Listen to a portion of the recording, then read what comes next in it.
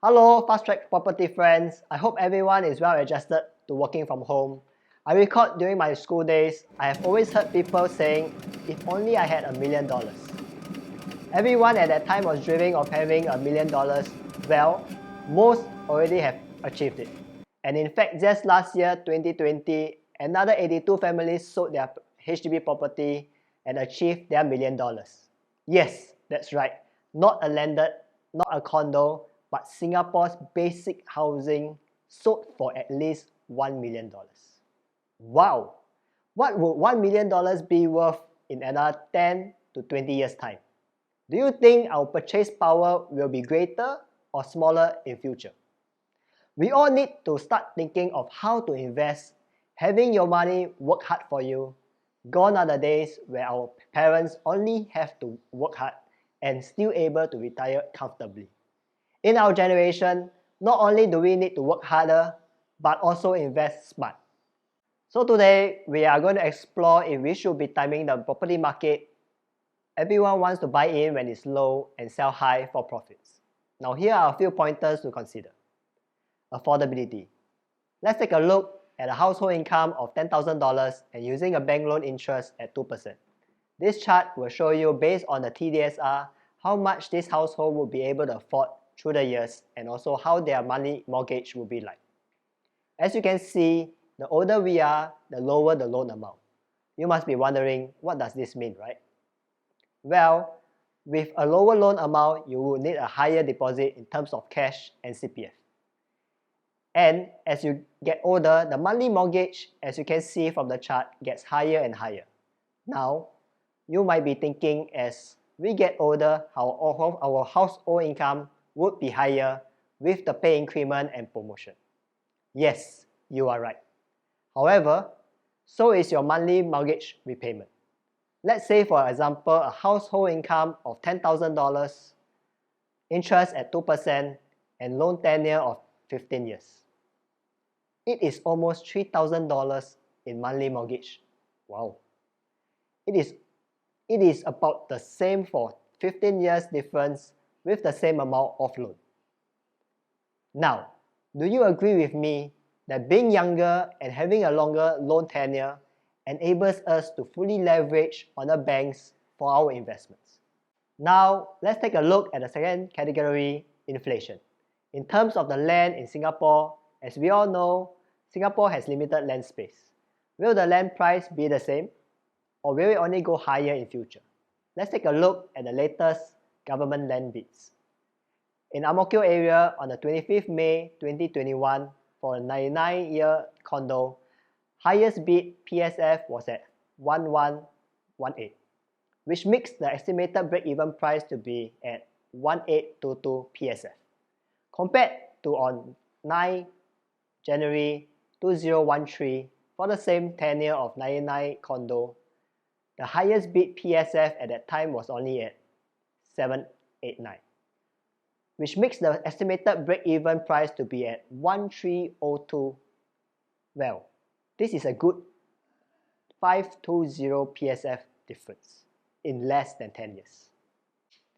In Tampines area on 3rd May 2017 for a 99-year condo, highest bid PSF was at 565, which makes the estimated break-even price to be 1033 PSF.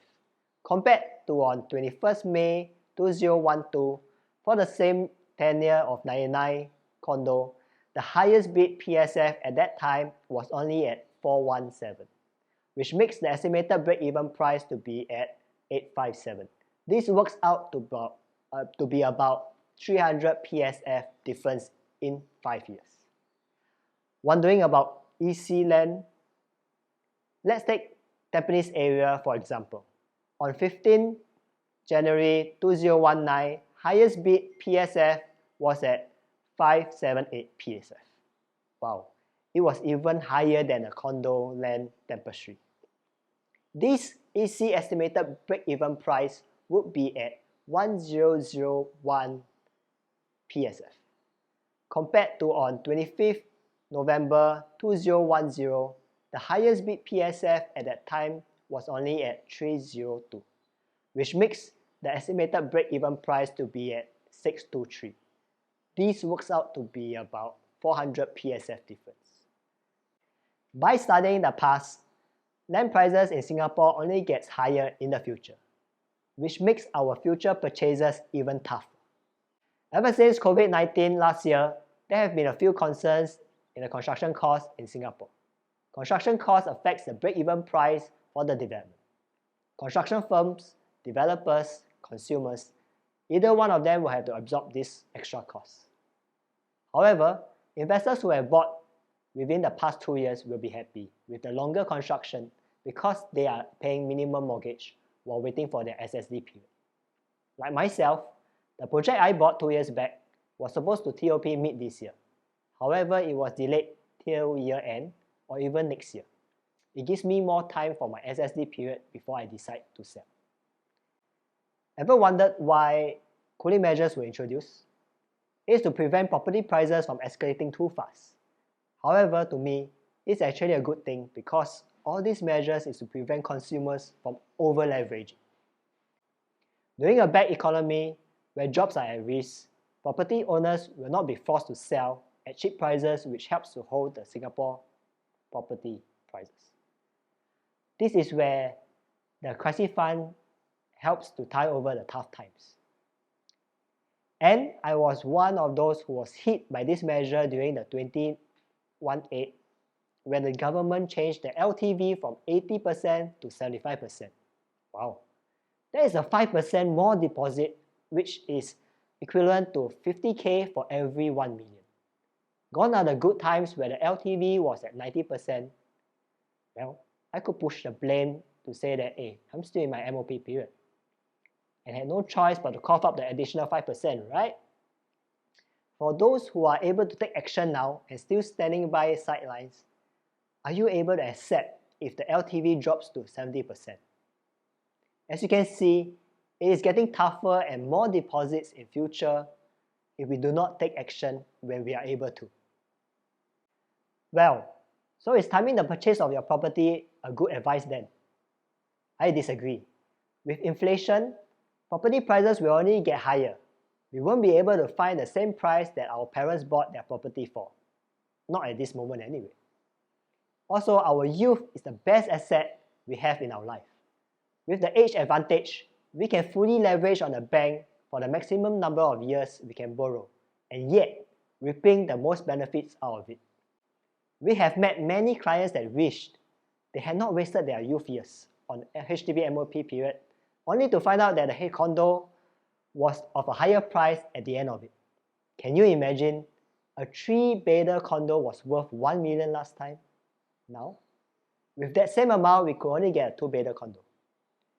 Have you also heard of your friends or even your family members where they have just saved enough down payment for a property and managed to get the loan amount needed? But at that time, the government introduced a new cooling measure and they had no choice but to have their pants on hold. After looking at all of this, I would say that affordability is a key to taking action. But please assess the risk of the property you are looking at. There should be more upward movement versus the possibility of the value of your property heading south. I thank you all for watching. Damian Ng here. Take care and stay safe. See you in the next video.